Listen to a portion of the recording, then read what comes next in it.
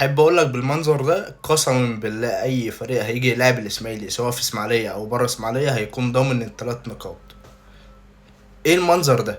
يعني خلوني اتفرج على ماتش حتى لو خسرنا يكون اللعيبه دي عملت حاجه عشان اطلع اقول لا احنا خسرنا، بس اللعيبه دي عملت اللي عليها. لكن انتوا ما فيش حد بيعمل اللي عليه. انتوا مش عارفين تطلعوا بالكوره. اللعيبه مش عارفه تطلع بالكوره. تخيل النادي الاسماعيلي عنده لعيبه ما بتعرفش تطلع بالكوره. يعني انت جه في جون، المفروض بقى تمسك كوره وتطلع بالكوره وتروح تهاجم. مفيش، انا مشوفش اي رد فعل. ده كمان ده زد كان ممكن يجيب جون تاني. طب انت عايزين توصلونا لفين؟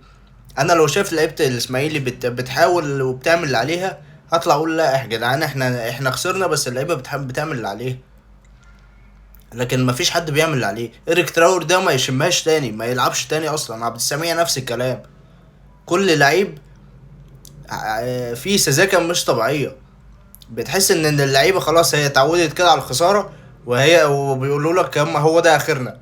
ما مش انا مش عارفين نعمل حاجه تاني. مع ان هم ما لسه ما عملوش حاجه اصلا. ده انتوا كسبتوا ماتش 1-0 يعني بضربه ثابته. ما انتوا ما عملتوش اي حاجه. ماتش واحد بس الاسماعيلي كسبه، وخسر 4 ماتشات. انت متخيل الاسماعيلي لو فضل كل ماتش يلعب بالاداء ده هيخسر خامس وسادس، وهننزل للدرجه التانية رسميا. ممكن الاسماعيلي ممكن ينزل الدرجه التانية بالاداء ده. يا ريت مجلس اداره يكون اتفرج على الماتش وشوف اللعيبه اداء اللعيبه ده عامل ازاي.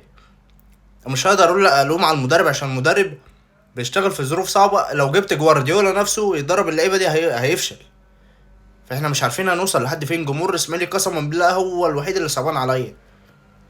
بيتفرج على ناس بيشجعهم وبيدعمهم عشان هو ما عندوش حل غير كده، لكن اللعيبه مش مخليانا فرصه حتى نديهم دعم.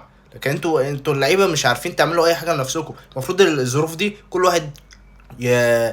يظهر نفسه، يظهر امكانياته. لكن مفيش امكانيات، مفيش اي دعم. لازم كل واحد يبص لنفسه. انتوا محدش عمل فيك لنفسه اي حاجه.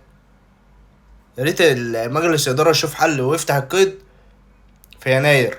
يا ريت، عشان لو فضلنا كده الاسماعيلي قسما بالله اخر الموسم هتلاقيه في الدرجه التانية. يا ريت الظروف تتحل في النادي الاسماعيلي، والاداره يكون ليها واقفه مع اللعيبه، واللعيبه تفوق شويه عشان الجمهور جاب اخره قسما بالله.